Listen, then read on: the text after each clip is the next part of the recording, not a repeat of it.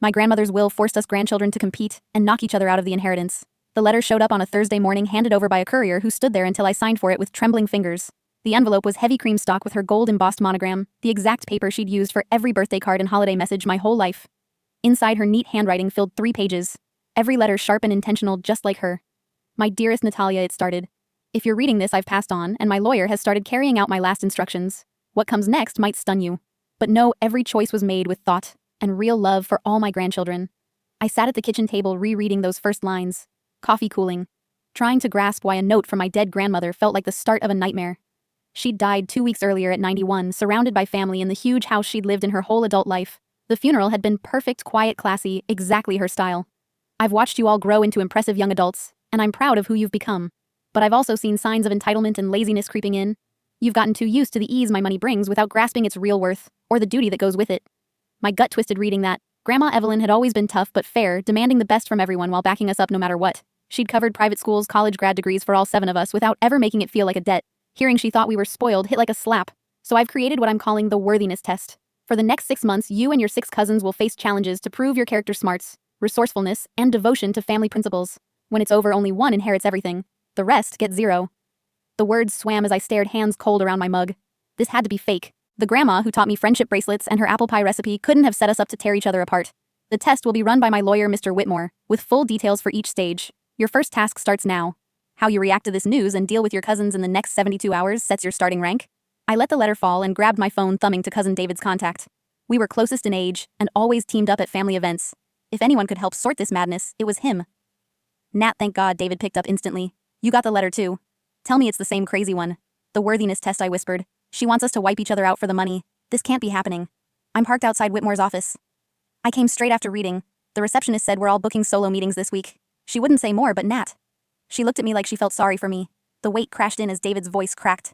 This wasn't a prank or mix-up. Grandma had built a real contest where 6 of us would end up with nothing. Talk to anyone else, I asked, dreading it. That's the kicker. The letter says we're watched from now. How we share info if we plot. It's all part of test 1. I wanted to rally everyone. But what if that's the wrong move? I paced to the window, staring at the street where I'd grown up, Grandma's Victorian, just 3 blocks away. She'd walk over every Sunday with garden flowers and stories. The woman I knew wouldn't shred family ties. We need details, I said. I'm calling Whitmore for a meeting today. We'll figure the rest after. Nat, hold on. What if rushing in is the test? Proactive or penalized? We don't know the rules. His worry was contagious, but I couldn't freeze. Then I'll learn. Better than sitting here guessing. Whitmore's office was on the top floor of a faded downtown building. Creaky elevator, musty halls. His receptionist, a silver-haired woman in her 70s, smiled softly. One of Mrs. Holloway's grandkids. He's ready for you, dear. Been prepping these visits for months. The office screamed old money. Dark panels, leather books, framed photos of big shots. Whitmore was tall, thin, white-haired, kind eyes behind glasses. Natalia, sit. Questions about your grandmother's wishes. What was she thinking? This test. It's not her. Family over everything, that's what she taught. He pulled the full will from a fat folder, pages of legalese that spun my head. She planned this for 2 years. Talked to psychologists, strategists, counselors. Worried about how easy money warps kids. But cutting 6 of us out entirely. Why not split it? Partial shares still breed comfortable mediocrity, she said. She wanted one who'd truly earn and honor it. The estate over $15 million mansion art investments. Losing it would wreck any of our paths. How does it run? 6 challenges. 6 months. Testing integrity smarts. Compassion, leadership, resourcefulness. Loyalty. Instructions per phase scored by judges. She picked community leaders, pros. Friends. Anonymous to block influence. It was bigger, scarier than imagined. Not some last-minute idea she'd engineered a machine to judge us. Mr. Whitmore, is this fair? He paused, cleaning his glasses. She was thoughtful. Never rash. My role follow exactly. That night we cousins met at our old coffee spot. The letter warned. First 72 hours were watched, but we couldn't process alone.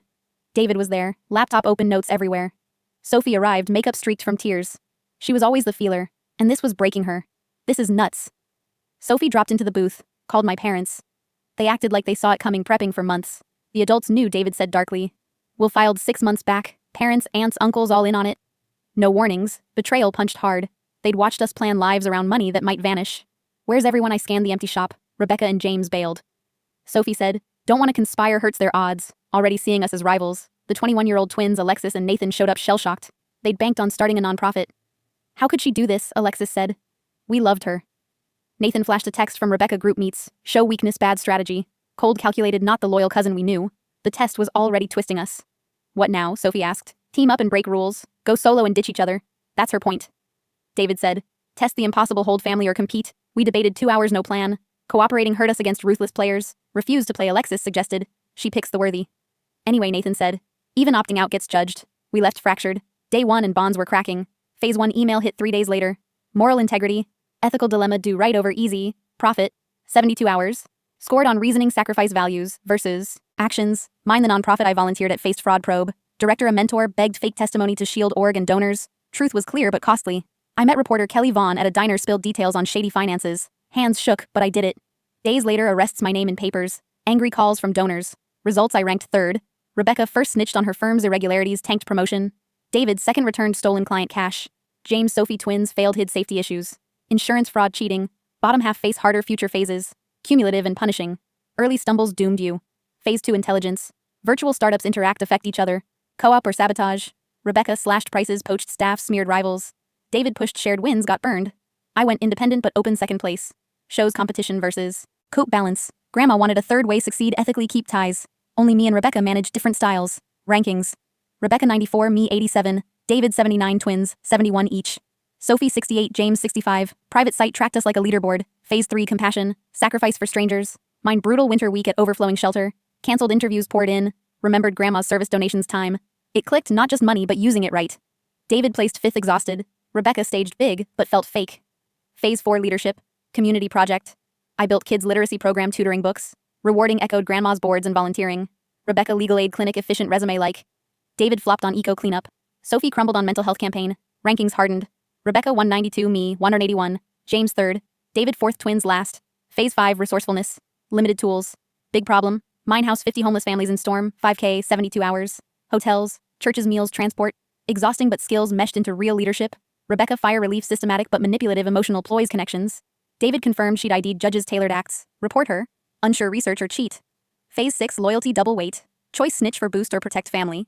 Call from judge, doctor. Mullins probe violations, judge influence. Cooperate. Tempting expose. Rebecca win clean, but grandma taught loyalty over cash. I refused, family first. Final reveal, mansion gathering. Whitmore reads grandma's letter. Never about one winner. Lesson on wealth's corruption. Earning it, relationships over money. All who kept integrity and loyalty split equal. Cheaters, manipulators forfeit. Rebecca disqualified, judge ID tweaks, bribes. 6 split the estate. Rebecca lost all, pale, stormed out. Personal letters, mine praised balance, strength, compassion, no sacrifice of self. Build honoring values, change world. 6 months later, started literacy nonprofit. Rebecca vanished cross country. Rest of us closer, bonds worth more than millions. The real gift, trust in choices, support values under fire. Thanks for watching to the end. Subscribe and like, so you don't miss the next.